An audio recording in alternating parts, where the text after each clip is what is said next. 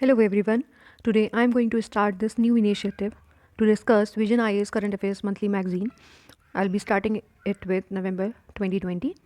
It is for those candidates who face difficulty while reading this magazine, and I'll be doing it topic wise. And after every topic, I'll be giving a practice question which you can write or send me to the Telegram group, for which the link will be provided in the description. So let's start. The first part is polity and constitution, and the first topic is simultaneous election. So this topic falls under the GS2 mains syllabus subtopic salient features of representation of people act. So what you should know regarding prelims about this topic is the constitutional provisions and what is it and its background, and for mains you should know what are the arguments in favor and against. So the constitutional provisions are the Article 83. Article 83 provides for the tenure of Lok Sabha, which says Lok Sabha unless sooner dissolved shall continue for 5 years from the date of first meeting. And Article 85 provides the power of President to dissolve the Lok Sabha on the advice of Union Cabinet. And Article 172 and 174 are similar provisions regarding legislative assemblies, which provides the tenures of legislative assembly for 5 years. And Article 174 provides the power of state governor to dissolve the state assembly on the advice of state cabinet. So what is the context? Why is it in news again?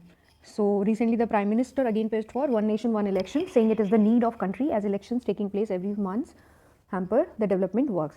तो prime minister ने अभी दोबारा से इसके ऊपर बोला है कि साइमल्टेनियस इलेक्शंस जो है वो अभी नीड ऑफ द टाइम है, क्योंकि जो फ्रीक्वेंट इलेक्शंस होते हैं उनसे क्या होता है, डेवलपमेंट वर्क हैम्पर होता है. तो we will be discussing further in the video कि कैसे जो अभी प्रेजेंट सिनेरियो है उसमें डेवलपमेंट वर्क हैम्पर होता है. सो अबाउट साइमल्टेनियस इलेक्शन, तो अभी क्या होता है कि लोकसभा का टेन्योर जब खत्म होता है तब न्यू इलेक्शन होता है, और स्टेट्स में जब स्टेट लेजिस्लेटिव असेंबली का इलेक्शन खत्म होता है तो इलेक्शन होता है. फॉर एग्जांपल राजस्थान का स्टेट लेजिस्लेटिव असेंबली का इलेक्शन अभी 2018 के एंड में हुआ था, एंड तमिलनाडु का विल बी हेल्ड इन 2022. तो सबका जब टेन्योर 5 ईयर का खत्म होता है तब इलेक्शन होता है. अभी प्रेजेंट सिनेरियो ये है. तो उसके चलते हुए क्या होता है, बहुत सारे इलेक्शन ही होते रहते हैं ऑल द टाइम कहीं ना कहीं कंट्री में.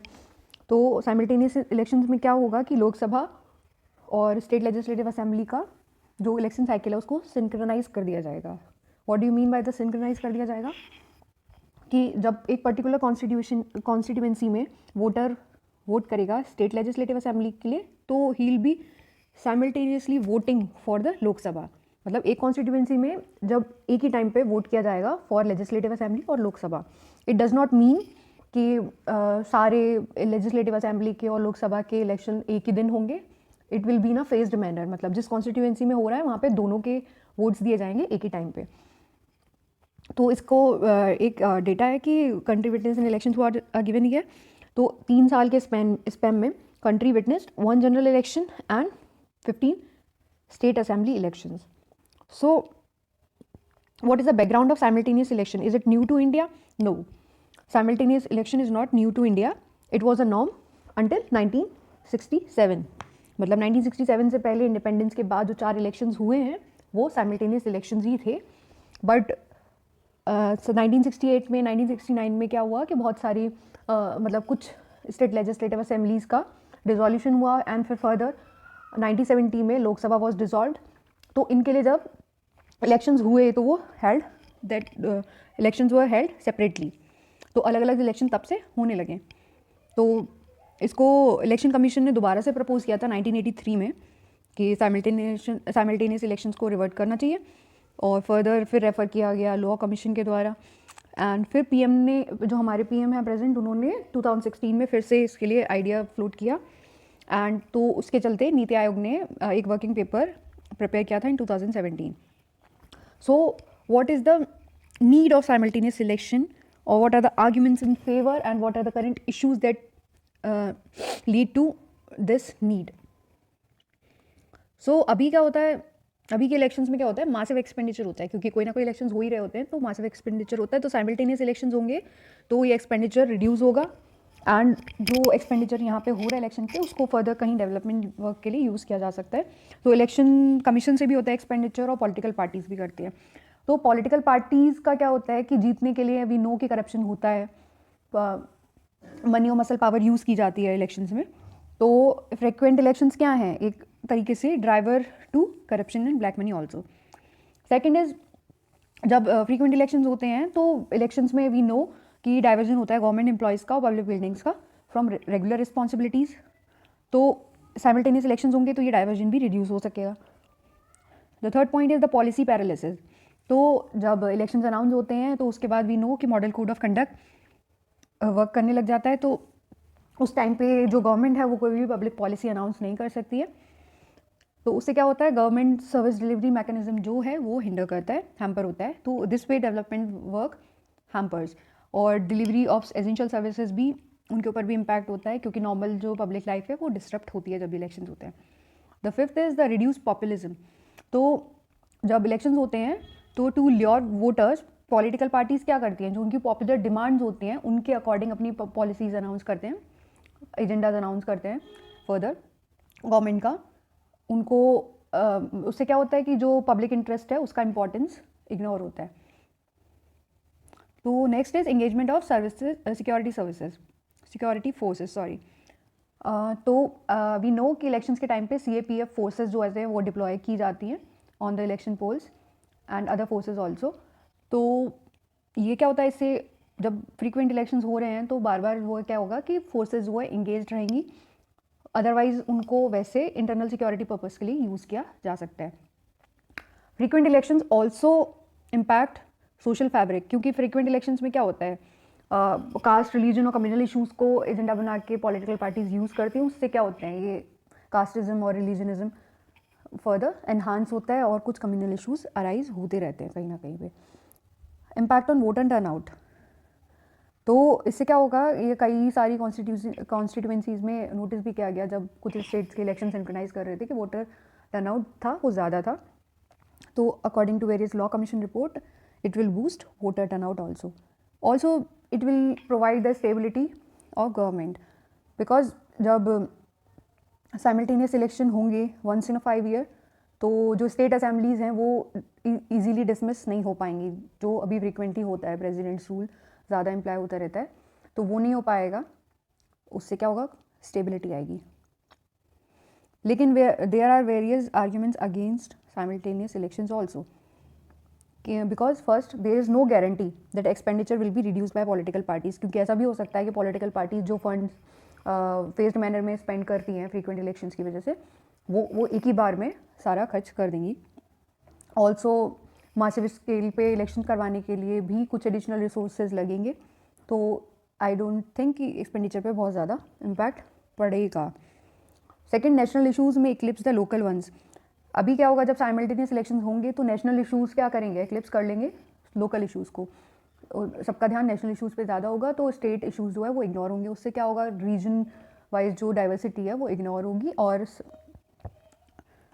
And the third is change in voting behaviour. ये भी हो सकता है कि वोटर्स जो है वो सेम ही पार्टी को वोट करें सेंटर और स्टेट पे।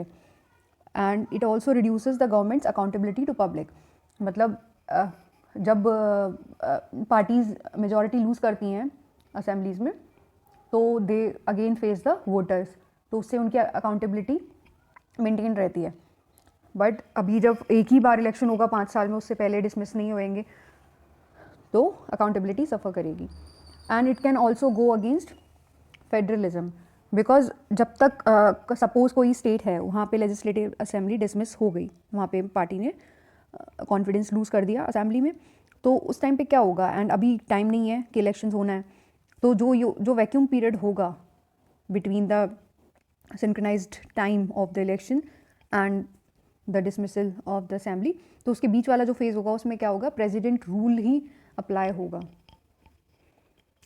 तो next will be constitutional issues, amendment to article, मतलब अभी कॉन्स्टिट्यूशनल इशूज़ भी आएंगे अगर हम इसको इंप्लीमेंट करना चाहें, बहुत सारे आर्टिकल्स अमेंड करने पड़ेंगे, एक्ट को अमेंड करना पड़ेगा, RP एक्ट को, और रेटिफिकेशन भी चाहिए होगा स्टेट से। और वी डोंट नो कि it is feasible to conduct such a massive election, क्योंकि इसमें कुछ लॉजिस्टिक इशूज़ भी आ सकते हैं। एंड इलेक्शन कमीशन कैपेबल होगा नहीं होगा वी कांट से, एंड इसके लिए कुछ एडिशनल फोर्सेस भी डिप्लॉय करनी पड़ेंगी जब इतने मास स्केल पे इलेक्शन होगा। तो अभी अभी जो हमारी प्रेजेंट कैपेसिटी है उसको देखते हुए ये भी एक इशू हो सकता है। And eighth will be the how to synchronise for the first time and what if the government fall at the centre. We don't know what will happen in these scenarios कि अगर first वो government जो है वो centre पे fall कर जाती है तो क्या होगा, एंड जो फर्स्ट टाइम अभी होगा इलेक्शन अगर सिंक्रोनाइज वे में होता है तो कैसे सिंक्रोनाइज किया जाएगा फर्स्ट टाइम, क्योंकि अभी तो सबका टाइम अलग अलग है। सो टू कंक्लूड, वी नो कि हमारी जो कॉन्स्टिट्यूशन है वो प्रोवाइड करता है फेडरल सेटअप के लिए, तो जो साइमल्टेनियस इलेक्शन है it can lead to concentration of power in a single hand, क्योंकि सेम पार्टी को वोट करेंगे वोटर्स सेंट्रल स्टेट पे, तो एक ही पार्टी शायद रूल कर रही होगी सब जगह, तो एक ही सिंगल हैंड में पावर कंसंट्रेशन ऑफ पावर हो जाएगा। एंड तो we should not be very hurried to implement it. So considering the issues in current arrangement of election, there is a feasibility to restore simultaneous election. Sorry, this is restore simultaneous election.